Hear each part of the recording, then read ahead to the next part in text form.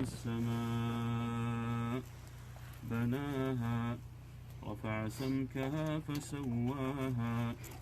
وأغطش ليلها وأخرج ضحاها والأرض بعد ذلك دحاها أخرج منها ماءها ومرعاها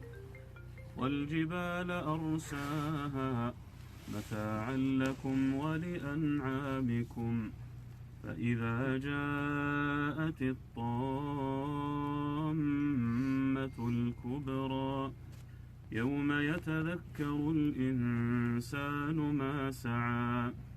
وبرزت الجحيم لمن يرى فأما من طغى وآثر الحياة الدنيا فإن الجحيم هي المأوى وأما من خاف مقام ربه ونهى النفس عن الهوى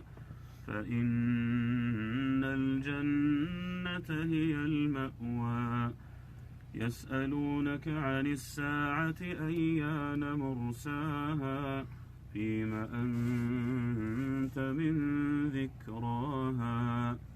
إلى ربك منتهاها إنما أنت منذر من يخشاها كأنهم يوم يرونها لم يلبثوا إلا عشية أو ضحاها.